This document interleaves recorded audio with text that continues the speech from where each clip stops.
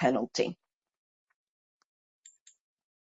You should care about the EEOC. Again, nothing exciting there, okay? But you should at least be aware. Why is it important? They have the authority to investigate, make charges, conduct workplace audits, levy penalties, and levy additional penalties.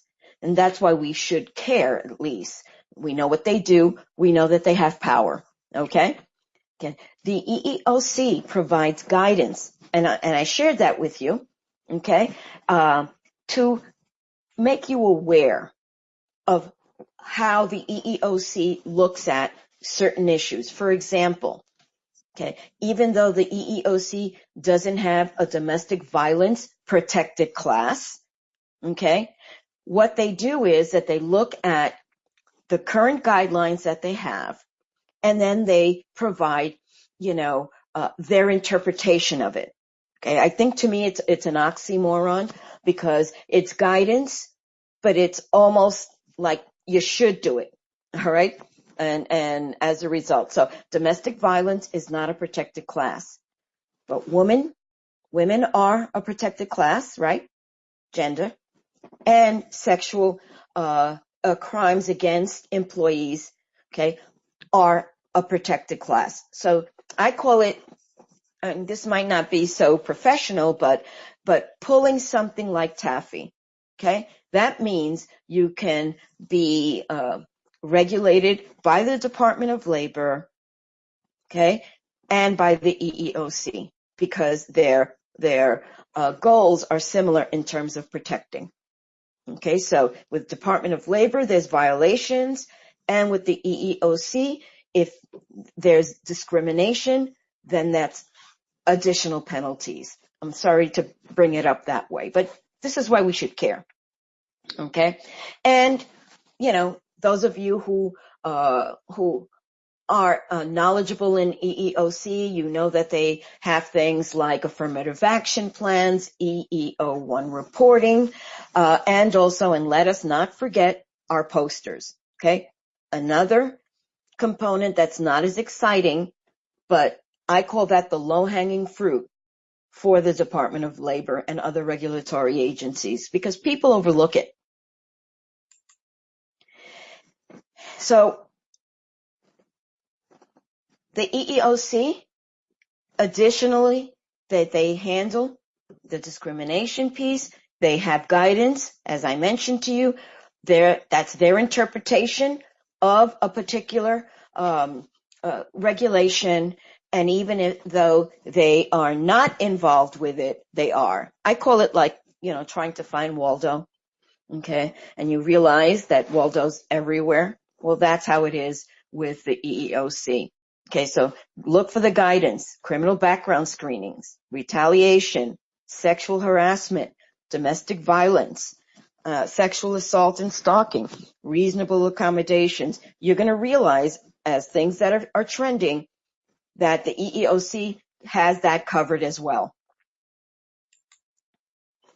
Now let's talk about the U.S. Citizenship and Immigration Services. Okay, USCIS. Some of you are experiencing certain increases in immigration audits and audits like I-9 document audits, okay, which are increasing and based on the current immigration, regulation process and some of the guidelines that are happening, now. Okay, I want you to be familiar with it. That comes from the U.S. Citizenship and Immigration Services, okay, USCIS. Again, another regulatory agencies with several logos. Just thought I'd just put them all there, okay. The Department of Homeland Security, okay, oversees immigration, okay, and ICE is the enforcement arm. Remember, we had the EEOC be the enforcement arm of the EEO, and also that the Wage and Hour Division is the enforcement arm of the Department of Labor. Well, here we have similar model. And here's some of the different logos. I just wanted to let you know. Some of them are different, some of them, but I wanted to let you know that they also have, okay, investigation, authorization, fines and penalties. They can even arrest. And they have been doing that, as I think I have a slide in there. And so on the right, here we see ICE. ICE officers are the ones who audit you. They're the ones who audit I-9.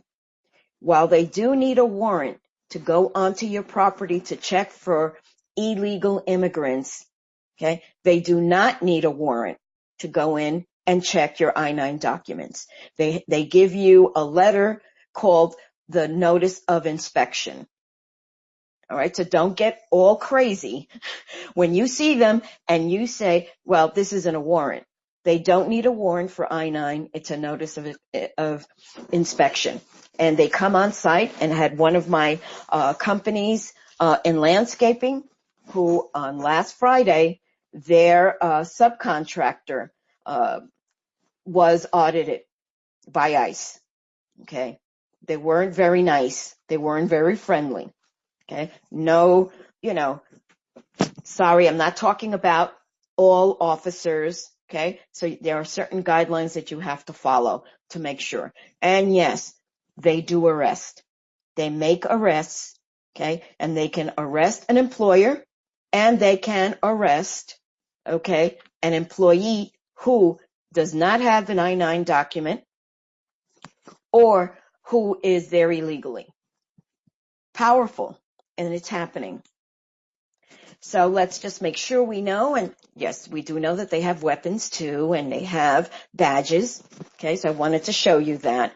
Okay, we talked about the notice of inspection. Okay, review of employee immigration. Okay, the actual raids conducted have at least increased in any of those arrests. And by the way, they also like to share all the things they do and how many people they charge and how many people get arrested. And that is so that you will be able to at least fear what may happen.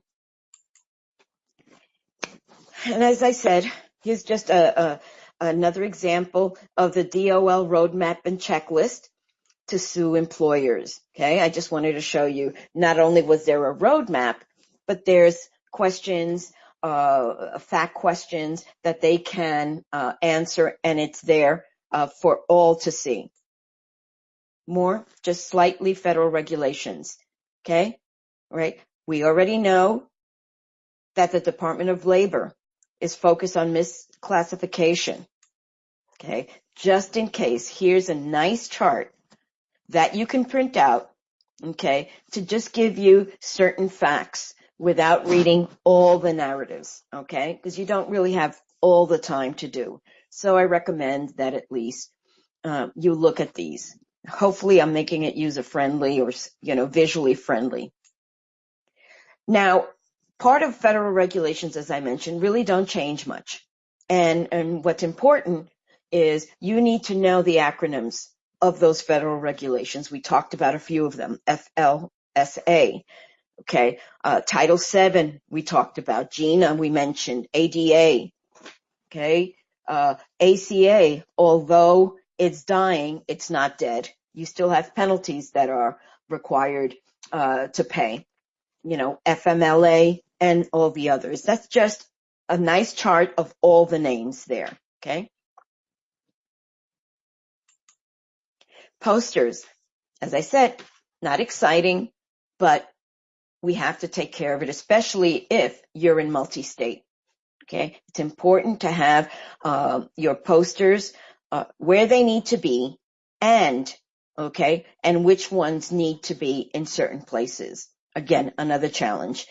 If you are multi-state, then you must be compliant in all the states that you have an employee in, even if they're remote.